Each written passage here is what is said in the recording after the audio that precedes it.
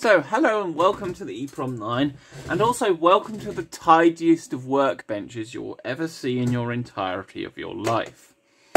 Today is the video on the completed Night Vision Mark III, which uses a Gen 1 tube, although I did suspect it was a Gen 0, and yeah, we've got the tube control electronics in there, the night vision illuminator control electronics in here, and an 18650 lithium ion cell from an old laptop battery. Thank you, Apple, from one of your old, like, what was it? I think it was a G4 or something, whatever. One of their old MacBook Pros from like 2004 that still ran PowerPC.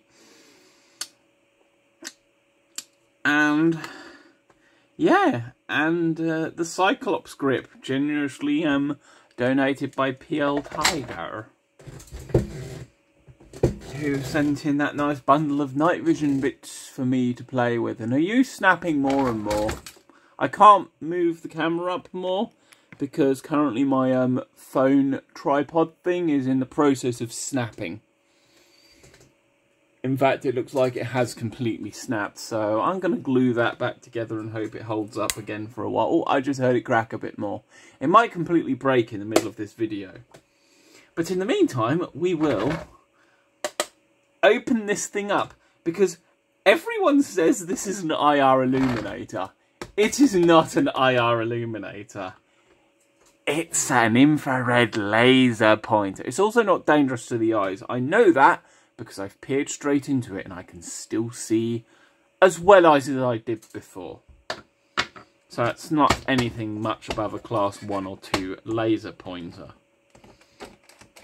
So you can unscrew the little laser focusing lens to see the lovely little laser diode here, all tiny and adorable. And in fact, we can show you what it looks like to the phone, because the phone can see IR. Although to my eye it just looks slightly red.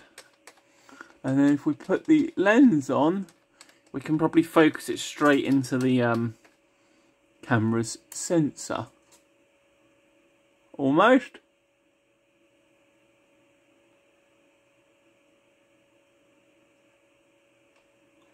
Yeah.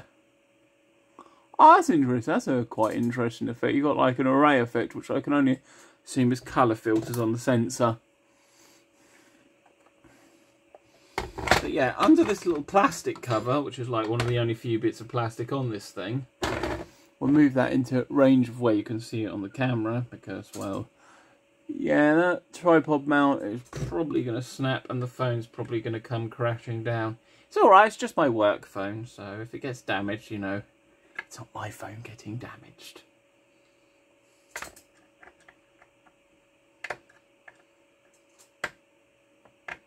Come on. We got a Mr. Stubborn screw right here.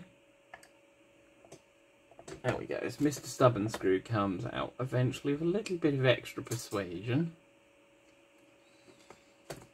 In this bit, it's not terribly exciting because it's basically just wires going down to the laser diode, and well, it's basically 4 of them. One set will definitely be for the laser diode, and the other set will be for like a feedback diode, although normally they usually parallel like the feedback off of like one of the laser diode commons, so I'm not entirely sure what's going on exactly there, because I don't actually know the specific laser diode it is, and I'll prove to you later it's a laser diode when we do the visual demo, because it's dark now. So, well, you can use this in daylight, especially if you stop it down. I've discovered you want to use really wide lenses only on this thing, or it's basically next to useless. So in this case I've got a Super Takumar 50mm f1.4, and I have a proper night vision lens ordered and on the way that is a I don't know what it is, what it's called off the top of my head, but it's a 50mm 1.2. The only thing is, because it's a night vision lens, it's not going to have an adjustable aperture which in itself is a disadvantage if you're dealing with using it in brighter environments. This thing had some really extensive battery corrosion, to the point I never actually got the original battery thingy working, despite a lot of effort put into actually restoring it, soldering in new things and all that jazz. Yeah, would you look at that, how professional, everything's all off the bottom of the frame. That's such a surprise.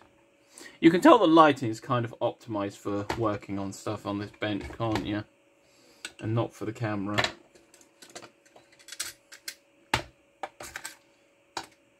So when we pop this off, we've got a bit of a jumble of wires here because of my custom little 12 volt power supply, which pulls off from the basically the power switch.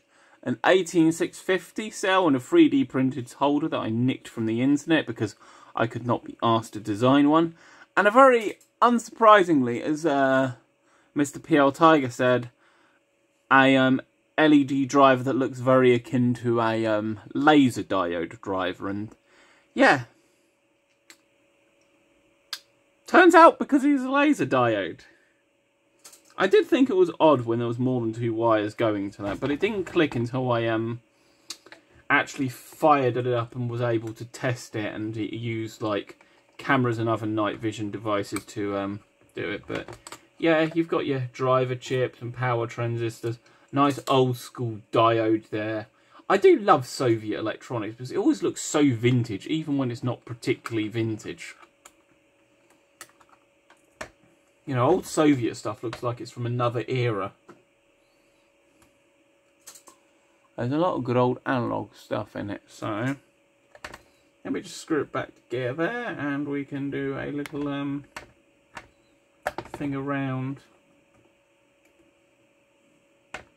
But yeah, putting this together was fun. I did ruin the tripod screw thing, not the on this unit, but the one I put in the plastic thing with all glue, and then trying to get this to screw in. And yeah, he didn't quite survive this procedure. It's very difficult to screw things into that tripod hole now. Very difficult. So yeah, you could technically tripod mount this. This adjustable bolt is basically to adjust the position of the head. You might be able to see it moving if the camera hasn't glided down too much. Oh yeah, it's slowly gliding down more and more until it completely snaps off. So you get more of a view of like the nonsense over here, like this broken Nixie clock and whatnot. But yeah. And then use with wide lens only, otherwise it's useless, and stop down in daylight because the tube does freak out when you use it in full bright sunlight. I have tried it because, well, curiosity wins over everything else. So, let's give you a view through the tube. I'm not going to do it in a completely dark environment, but I'm going to do it in a dark environment. I can demo a few things. So, okay, this is very difficult to see, but as you can see the IR dot from the Cyclops thing. And also, I don't know if this will show up on the camera, but I'll turn off the IR illuminator and you should see it dim a bit.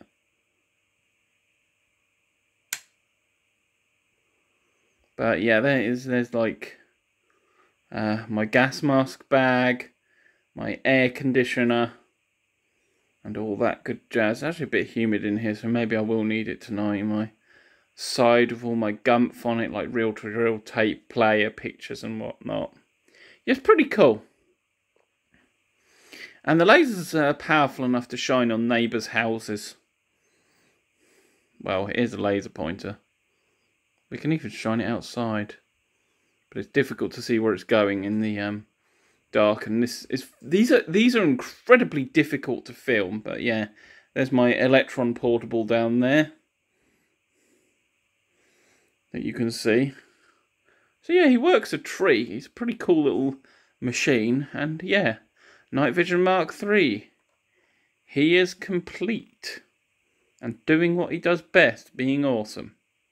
Look, you can see my solar lights.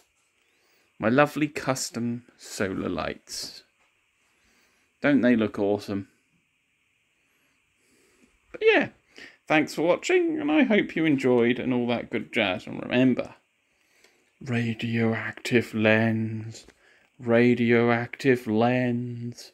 Thanks for watching.